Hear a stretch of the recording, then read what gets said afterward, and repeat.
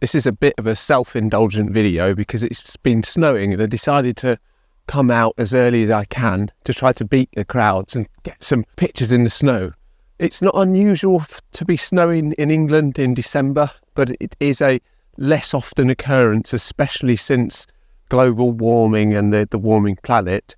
And as the planet equalises, the poles equalise with the equator, obviously the jet stream comes more amplified, and these weather events sort of fizzle out. They either get more extreme or we get lots and lots of flatness. But it has been snowing here today, and I can tell you how far it's been snowing. So I'll just have a quick snow dip test. So I'll just come down here and I put my fingers in, see how deep it is. Well, here it's I can work out 1, 2, 3, 4, about 5 inches. My fingers went in about 5 inches of snow. How accurate that is, I don't know. So obviously everybody overestimates how much snow there's been, but it's quite a lot of snow, so it's quite nice. I come out early to beat all the crowds, lots and lots of people out here in the Lincoln's Arboretum, which is my favourite park, and they're all doing sledging and all sorts of snowmen and snowball fights and everything. So it's a great time to be out and about. I've got the Canon 400D, so I'm going to try and use this camera to take a few pictures in the snow and obviously go through those pictures with you. There's a couple of things to consider, especially when taking snow pictures. I'm sure you're all aware of them, but just for the benefit of this video, I'll go over a couple of things that I think are important. Actually, I think it almost feels like it's raining, or if that's stuff that's coming off the trees, I don't know.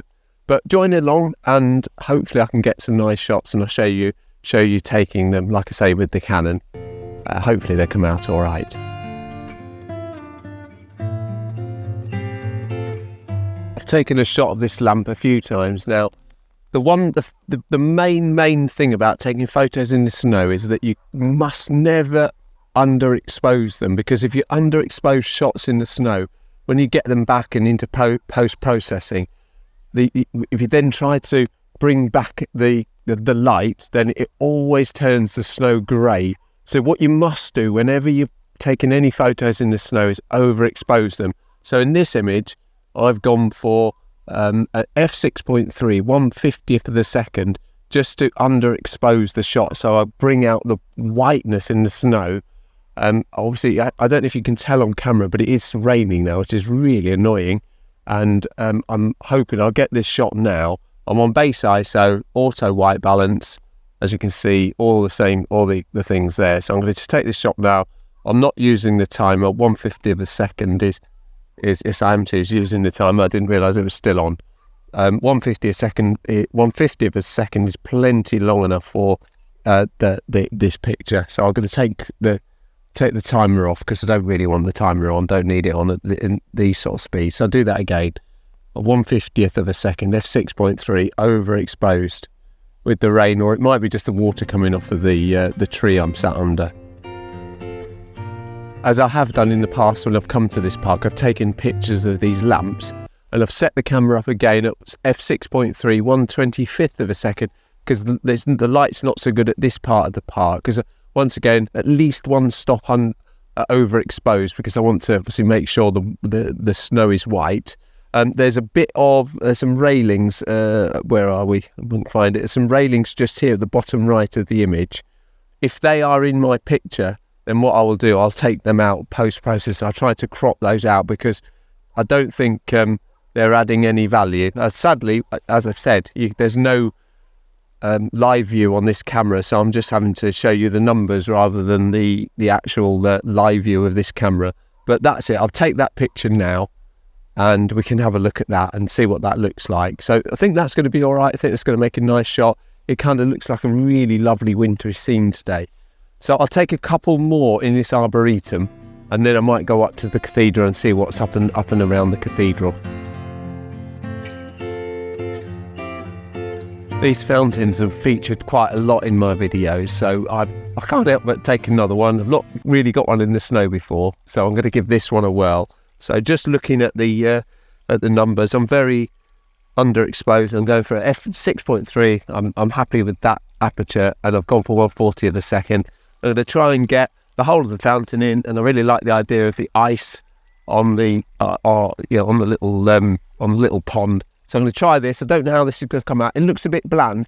One of the challenges with taking photos in the snow, and especially on a day like today where it's just like milky white sky, there's no feature in the sky whatsoever, you really got to try not to get the sky in your image, because it's not adding any value whatsoever. So I'll take this now and we'll have a look at it.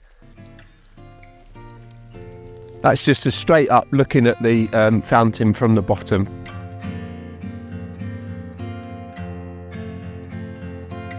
Last time I was here taking photos, there was a guitarist called Fraser up against the wall playing his guitar music in the sun. And it was only a couple of months ago when I did a video about taking photos for triptych images. Now, of course, it's super snowy. There's potentially 5 inches of snow on the ground. But the great news is that people have made amazing snowmen. So I'm going to use the Canon to take a picture of this snowman. I've gone for f8, and I'll just have a look at the aperture I've got. I'm base ice only. I don't need to change. I'm going f8 and 1/60 of a second because the snow is really bright. So obviously I want to get the right exposure. There's lots of people in the background. That all adds to the scene, really. So I'll take this now. I'll put my snowman on the right third so that I get all the people in the background, just to give you that feel of really an exciting, a sort of snowy sort of area. If I'm honest, I'd be just as happy to be out playing with those people out there with their sledges and all the snowmen and everything. That'd be much more interesting or more fun than taking photos. And these photos better be all right, really, for all this hard work I'm going through, trudging through this snow. I've trudged about 1.5 miles from my home to get to this park and this snow, and now I've decided that I'm going to go off to the Cathedral and see what I could capture there. Lincoln is so hilly. I'm walking up these hills in this slush, and it has turned slushy. It's not easy at all.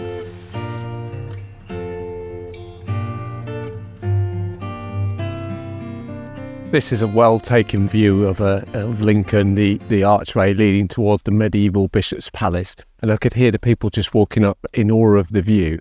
I'm going to get a photo of that image now from here on a kind of a high up bank looking down. I think this is going to go well, I hope. Obviously I'll wait until this batch of people get out of my image, and then I'll take the shot.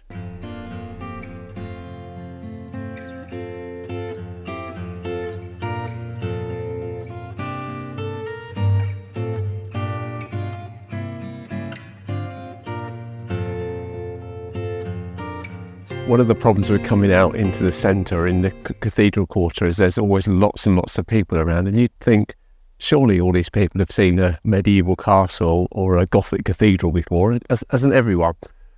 But what I'll try and do is try and get a picture of the castle entrance and the cathedral towers in the background that are in the mist, in the fog or the low cloud. I think it looks amazing if I'm honest. So I would come out here just to look at this myself if I'm in truth.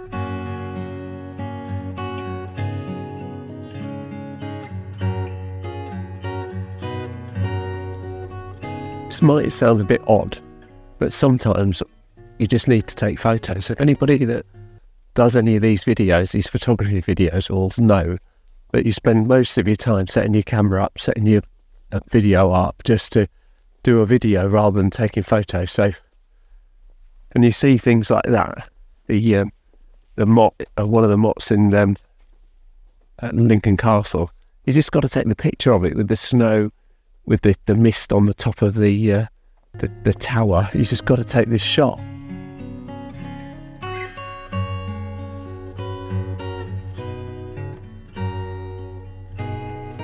And as I pointed out, you don't need any sophisticated camera equipment. You just need a cheapo camera. It's perfect. That's all you need.